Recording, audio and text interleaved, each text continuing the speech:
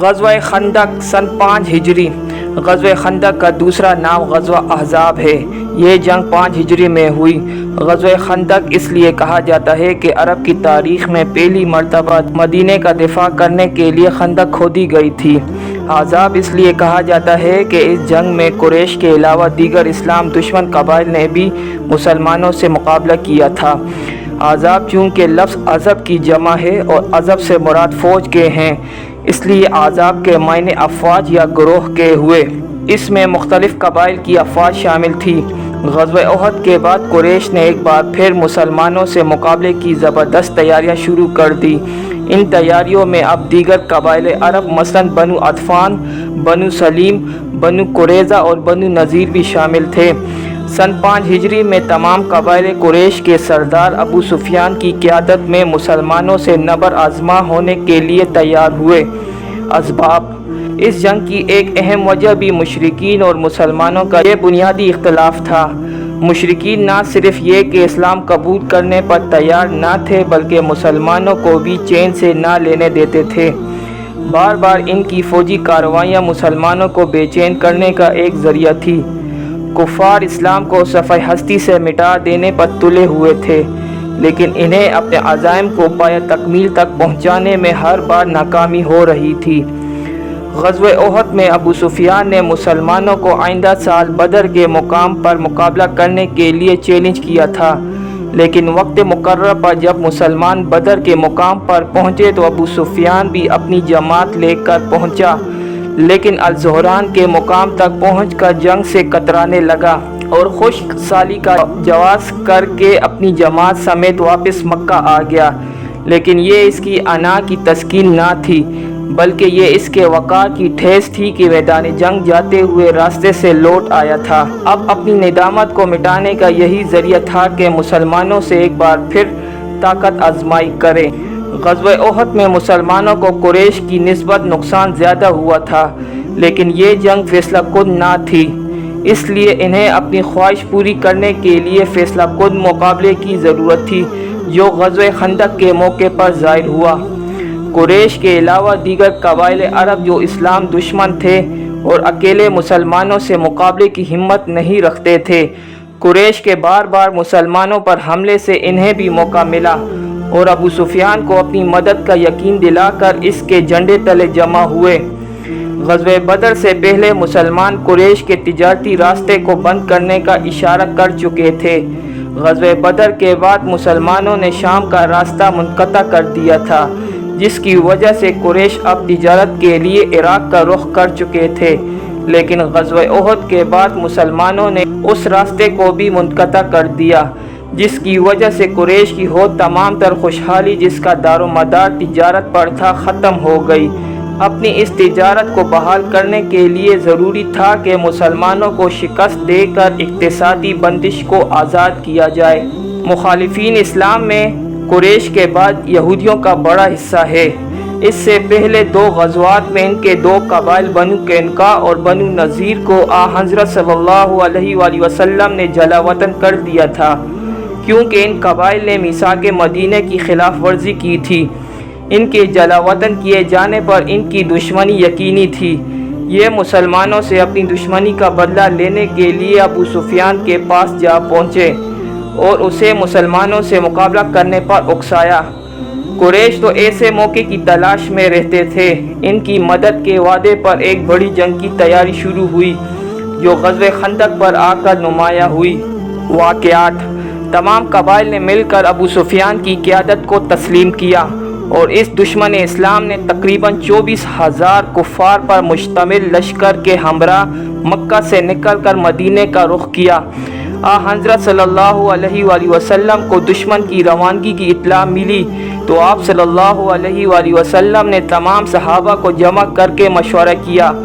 اس سے پہلے غزوہ احد کے موقع پر مدینہ سے باہر نکل کر مقابلہ کیا گیا تھا، لیکن اس کے نتائج مسلمانوں کے لیے اچھے ظاہر نہ ہوئے تھے۔ اس لیے اس مرتبہ یہ طے ہوا کہ مدینہ کے اندر رہ کر ہی دشمنوں سے مقابلہ کیا جائے اور مدینہ کے غیر محفوظ مقامات کے گرد خندق کھودی جائے۔ یہ تجویز حضرت سلمان فارسی رضی اللہ تعالی عنہ نے، جو کہ ایرانی تھے، پیش کی، जिसे सब ने पसंद किया। अरब की तारीख़ में ये एक नया तरीका था, यकीनन दुश्मनों को इससे वाकफियत ना थी। इस राय को सब ने पसंद किया और खंदक खोदने का इंतज़ाम शुरू हुआ। मदीने में 3 तरफ मकानात और नखलिस्तान थे जो ख़ुद मदीने के लिए पनाहगाह थे, इसलिए चौथी सिमत जिसका रुख खुला हुआ था, हज़रत सल्लल्लाहु अलैहि वसल्लम ने 3000 सहाबा के साथ मिलकर खंदक खोदने की इब्तिदा अपने दस्ते मुबारक से करके तमाम सहाबा में काम को तकसीम कर दिया। 10-10 आदमियों पर 10-10 गज ज़मीन तकसीम की। खंदक का उमक 5 गज रखा गया। 20 दिन में 3000 मुतबर्रक हाथों से इस काम का अंजाम हुआ। सुलह की पहाड़ी को पुश पर रख कर सफ आरा की गई। औरतें और बच्चे शहर के महफूज किलों में भेज दिए गए। दुश्मन अपने भारी लश्कर समेत बड़े जोश व खरोश से दमके मदीने की हदूद में दाखिल होने से पहले ही ये देखकर उनका बदमुकाबिल कोई नहीं है, अपनी फतह का यकीन कर बैठे। लेकिन आगे जाकर गैर मुतवक्के तौर पर खंदक देखकर इनके औसान जाते रहे। इनकी समझ में नहीं आ रहा था कि जंग के लिए कौन सा तरीका इख्तियार किया जाए। आखिरकार मदीने का मुहासरा किया गया। इस तरह दुश्मन की फ़ौज मदीने के गिर्द खुली फ़िज़ा में ख़ैमा ज़न हुई। मदीने का मुहासरा शिद्दत इख्तियार कर गया। मुसलमान बाहर से रसद न आने की सूरत में फाके कर रहे थे, लेकिन हजूर सल्लल्लाहु अलैहि वसल्लम को भी इस हालत में देखकर सब्र व शुक्र से काम ले रहे थे।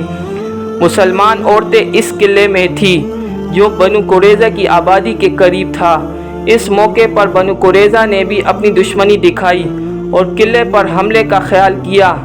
एक यहूदी किले के फाटक तक पहुंच गया और किले पर हमला करने की तजवीज़ सोचने लगा, लेकिन हज़रत सफ़िया रज़ी अल्लाह ताला अन्हा हज़रत सल्लल्लाहु अलैहि वसल्लम की फूफी ने खेमा की एक तुनाब उठाकर यहूदी के सर पर मारी। उसका सर फट गया।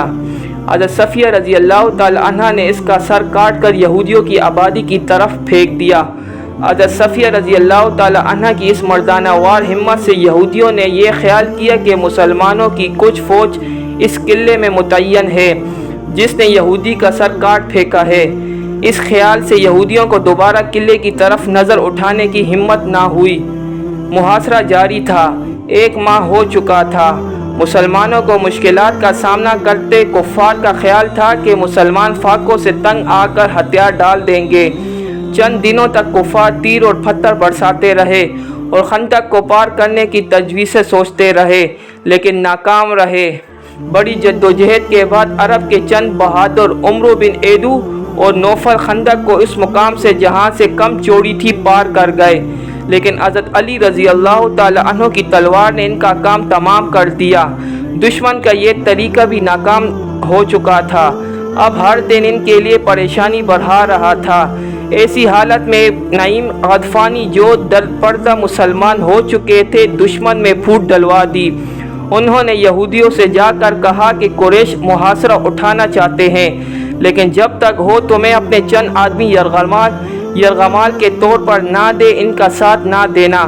उधर कुरैश को ये कहा कि यहूदियों को तुम्हारे ऊपर एतमाद नहीं है, इसलिए हो यरगमाल के लिए तुम्हारे आदमी मांग रहे हैं। दोनों नईम गदफ़ानी के मुसलमान होने से नावाकिफ़ थे, इसलिए इनकी बात का यकीन करके आप इसमें उलझ पड़े। ऐन उस वक्त दुश्मन को आंधी व तूफान ने आ घेरा। आंधी इतनी ज़ोर से चली कि उनके तमाम खेमे उखड़ गए। खाने पीने का सामान उलट गया, जिससे दुश्मन को इंतहाई दुश्वारी का सामना करना पड़ा। उधर फौज में भी फूट पड़ चुकी थी, इसलिए मज़ीद मुहासरा करना मुमकिन ना था। उनके पास ना खाने का सामान था और ना रहने के लिए महफूज मुकाम। इत्तेहाद भी ख़त्म हो चुका था, इसलिए अबू सुफियान ने वापसी का ऐलान कर दिया। इस तरह 1 महीने के नाकाम मुहासरे के बाद दुश्मन अपनी निदामत और शिकस्त का ज़बरदस्त एहसास लिए हुए लौट गए। इनका बुनियादी मकसद अब भी बाकी रहा। नताइज: इस मार्के में इस्लामी फ़ौज का जानी नुकसान बहुत कम हुआ, लेकिन अंसार का सबसे बड़ा बाजू टूट गया, यानी हज़रत साद बिन मुआज़ रज़ी अल्लाह ताला अन्हु जो कबीला ओस के सरदार थे, ज़ख्मी हुए और फिर जांबर ना हो सके। यहूदियों के 2 कबीले जलावतन किए जा चुके थे। لیکن بنو قریظہ نے دوبارہ معاہدہ کر کے تعاون کا یقین دلایا تھا، لیکن اس جنگ میں ان کی مخالفت کے آثار بھی ظاہر ہو گئے۔ انہوں نے عہد شکنی کی، جس کی وجہ سے حضرت صلی اللہ علیہ وآلہ وسلم نے ان سے جنگ کر کے فیصلہ کر دیا۔ غزوات کے سلسلے کی یہ ایک اہم کڑی تھی، لیکن اس میں بھی دشمنوں کو ناکامی ہوئی۔ وہ جس مقصد کو لے کر آئے تھے وہ اب بھی پورا نہ ہو سکا۔ یہ شکست صرف قریش کی نہ تھی بلکہ تمام ان قبائل کی بھی شکست تھی جو ابو سفیان کی قیادت میں مقابلے کے لیے آئے تھے۔ مسلمانوں کے خلاف برسر پیکار تمام قبائل کی شکست نے یہ ثابت کر دیا کہ ملت اسلامیہ ایک ایسی قوم بن گئی ہے جس کو مختلف قبائل بھی متحد ہو کر زیر نہیں کر سکتے۔ دشمنوں کی شکست خود مسلمانوں کے لیے اپنی طاقت کا ایک بڑا ثبوت تھا۔ انہیں اپنی قوت ارادی پر جو اعتماد تھا اس جنگ نے اور مضبوط کر دیا، اور وہ ہر طاقت کا مقابلہ کرنے کے لیے تیار رہنے لگے۔ دشمن کی ناکامی کے اسباب۔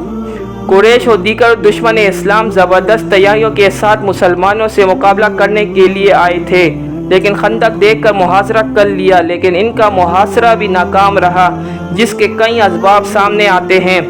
حضرت سلمان فارسی رضی اللہ تعالیٰ عنہ کی یہ تجویز مسلمانوں کی ناکامی کی اہم وجہ ہے کہ خندق کھودی گئی تھی، جو عرب کی تاریخ میں پہلا نمونہ تھا۔ اس قسم کے طریقے جنگ سے دشمن ناواقف تھے۔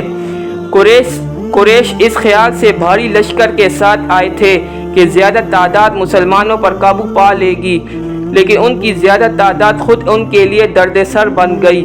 10,000 کی تعداد کے لیے انتظام کرنا ان کے لیے ممکن نہ رہا، جس نے محاصرے کو ناکام بنانے میں بڑی مدد کی۔ دشمن جہاں خیمہ زن ہوئے تھے وہ کھلی فضا تھی اور موسم سرد تھا، جو ان کے لیے نہایت پریشان کن تھا۔ وہ اس سرد موسم کا مقابلہ نہ کر سکے اور محاصرہ اٹھانے پر مجبور ہو گئے۔ دشمن بظاہر 10,000 کی تعداد پر مشتمل تھا، لیکن اس بھاری اکثریت میں اتحاد نام کی کوئی چیز نہ تھی، اور پھر نعیم غطفانی نے جو طریقہ اختیار کیا اس نے ان کے اتحاد کی رہی کسر بھی پوری کر دی، اور اس پھوٹ سے تنگ آ کر ابو سفیان کو محاصرہ اٹھانا ہی پڑا۔ آندھی اور طوفان نے رہی کسر پوری کر دی۔ یہ دشمنوں کی شکست کے لیے اللہ تعالیٰ نے انتظامات کیے تھے، گویا یہ اللہ تعالیٰ کی طرف سے مسلمانوں کی مدد کا ایک ذریعہ تھا، جس سے مشرکین کو محاصرہ اٹھانے اور اپنے اپنے مقام کی طرف واپس بھاگنے ہی میں عافیت نظر آئی۔ محاصرہ اٹھانے کی ایک وجہ یہ بھی تھی کہ وہ مقدس مہینے قریب تھے، جن میں عربوں کے لیے زمانہ قدیم سے جنگ کرنا جائز نہ تھا۔ اپنے اسی قدیم دستور کی وجہ سے ان مہینوں کی آمد سے دشمن جنگ نہ کرنا چاہتے تھے۔ یہودیوں کی شرارتیں اور ان کا انجام۔ مسلمانوں اور یہودیوں کے تعلقات کی ابتدا ہجرت کے بعد سے ہوتی ہے۔ جیسا کہ پہلے بیان کیا جا چکا ہے کہ مدینہ مسلمانوں کی ہجرت کے وقت 3 یہودی قبائل بنو قینقاع، بنو قریظہ، بنو نصیر آباد تھے۔ یہ قبائل مدینہ میں زراعت، تجارت اور صنعت و حرفت پر شائع نظر آتے تھے۔ گو کہ اقتصادی لحاظ سے بہت دولت مند تھے، لیکن اخلاقی و تہذیبی دولت سے محروم تھے، بلکہ یوں کہنا چاہیے کہ اخلاقی برائیوں کا مجسمہ تھے۔ مسلمانوں کی آمد مدینہ کے وقت ان یہودیوں نے بھی ان کا خیر مقدم کیا۔ حضرت صلی اللہ علیہ وآلہ وسلم سے عقیدت کا اظہار بھی کیا، کیونکہ ان کا خیال تھا کہ یہی وہ نبی ہے جس کا ذکر ان کی مذہبی کتاب میں ہے۔ اسی نقطۂ نظر کے اعتبار سے میثاق مدینہ کے ذریعے سمجھوتہ کو قبول کرتے ہوئے حضرت صلی اللہ علیہ وآلہ وسلم کی سیادت کو تسلیم کیا۔ شاید ان کے خیال میں مسلمان ایک مستحکم قوم نہیں بن سکتے تھے۔ میثاق مدینہ کو قبول کرنے کے کچھ ہی عرصے کے بعد ان کے تعلقات مسلمانوں سے کشیدہ ہو گئے۔ تینوں قبائل نے یک کے بعد دیگر معاہدے کی خلاف ورزی کی، اور آخر یہ نقص عہد ان کے لیے تباہ کن ثابت ہوا۔ ان کے تعلقات کی کشیدگی کی مختلف وجوہات ہیں۔ مسلمانوں کی ہجرت سے پہلے یہودیوں کا مدینے میں ایک بلند مقام تھا، وہ ہر چیز پر چھائے ہوئے تھے، لیکن ہجرت کے بعد ان کا یہ مقام خاک میں مل گیا، کیونکہ مسلمانوں کا ذریعہ معاش تجارت، صنعت و حرفت اور زراعت تھا۔ ان چیزوں پر مسلمانوں کی گرفت مضبوط اور یہودیوں کی اہمیت کم ہوتی گئی، جو ان پر اقتصادی ضرب تھی، جو مسلمانوں کی یہاں آمد سے ان پر پڑی۔ اوس و خزرج ان کو اپنے سے زیادہ معذب و شائستہ سمجھتے تھے، ان کو عزت کی نگاہ سے دیکھتے تھے، لیکن مدینے میں اسلام کی روشنی نے یہودیوں کی یہ اجارہ داری ختم کر دی۔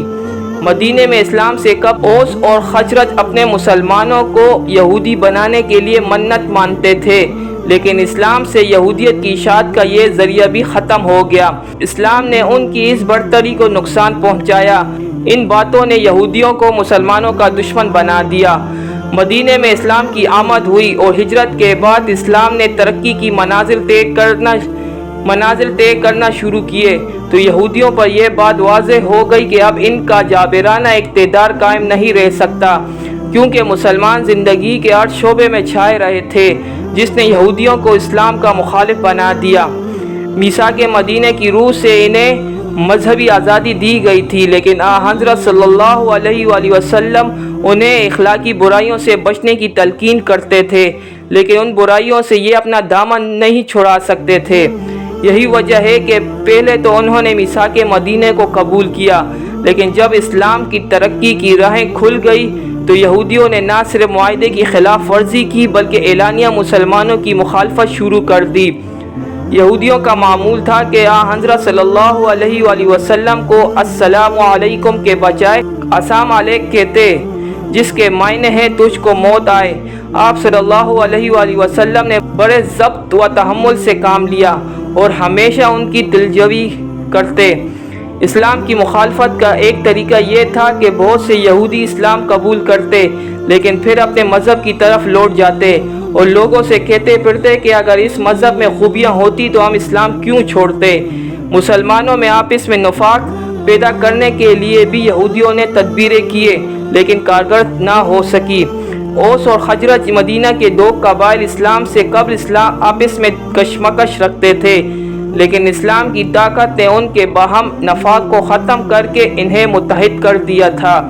یہودیوں نے ان کے پرانے نفاق کو آڑ لے کر دوبارہ ان میں کشمکش پیدا کرنے کی کوشش کی، لیکن شاید انہیں یہ معلوم نہ تھا کہ اسلام کی طاقت ایک دوسرے کو متحد کرتی ہے، ان میں اجتماعیت پیدا کرتی ہے، انفرادیت نہیں۔ بنو قینقاع کا اخراج۔ غزوہ بدر میں مسلمانوں کو شاندار کامیابی ہوئی، جس نے دیگر قبائل کے ساتھ ساتھ یہودیوں پر بھی اعلانیہ یہ واضح کر دیا کہ اسلام ایک طاقت ہے اور مسلمانوں میں اپنے دشمنوں کو زیر کرنے کی قوت پیدا ہو چکی ہے۔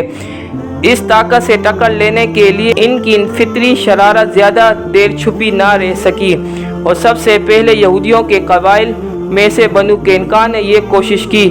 بنو قینقاع تاجر اور صناع تھے، مسلمانوں سے دشمنی تو رکھتے ہی تھے، ایک اتفاقیہ سبب نے ان کی آگ کو مزید بھڑکا دیا۔ واقعہ یہ ہے کہ ایک مسلمان عورت بنو قینقاع کے محلے میں دودھ بیچنے گئی، جہاں چند یہودیوں نے اس نقاب پوش عورت سے ناشائستہ حرکت کی۔ اتفاقاً ایک مسلمان انصاری جو وہاں موجود تھا غیرت سے بےتاب ہو گیا اور یہودی کو قتل کر دیا، جس کے بدلے میں یہودیوں نے اس انصاری کو شہید کر دیا۔ حضرت صلی اللہ علیہ وآلہ وسلم کو اس واقعے کا علم ہوا تو آپ صلی اللہ علیہ وآلہ وسلم یہودیوں کے پاس تشریف لے گئے اور فرمایا، خدا سے ڈرو، بدر والوں کی طرح تم پر بھی عذاب نازل نہ ہو جائے۔ انہوں نے جواب دیا، ہم قریش نہیں ہیں، ہم سے معاملہ پڑے گا تو ہم بتا دیں گے کہ لڑائی کس کا نام ہے۔ یہ معاہدے کی خلاف ورزی اور جنگ کی طرف اشارہ تھا، اس لیے حضرت صلی اللہ علیہ وآلہ وسلم نے ان کا محاصرہ کر لیا۔ یہودی قلعہ بند ہو گئے۔ آخرکار عبداللہ بن ابی منافقوں کے سردار نے کہا، جو فیصلہ حضرت صلی اللہ علیہ وآلہ وسلم کریں گے یہودیوں کو ماننا پڑے گا۔ آپ صلی اللہ علیہ وآلہ وسلم ان لوگوں کی عہد شکنی سے پریشان تھے۔ آپ صلی اللہ علیہ وآلہ وسلم نے فیصلہ کیا کہ یہ لوگ مدینہ چھوڑ دے، چنانچہ 700 یہودی جلا وطن کیے گئے۔ یہ واقعہ غزوہ بدر سے واپسی پر 2 ہجری کا ہے۔ کعب بن اشرف یہودیوں کے قبیلوں میں بڑا با اثر تھا۔ جنگ بدر کے بعد مقتولین کی تعزیت کے لیے مکہ گیا، چونکہ شاعر بھی تھا اس لیے مقتولین بدر کے مرثیہ لکھے، جس میں انتقام لینے کی ترغیب تھی۔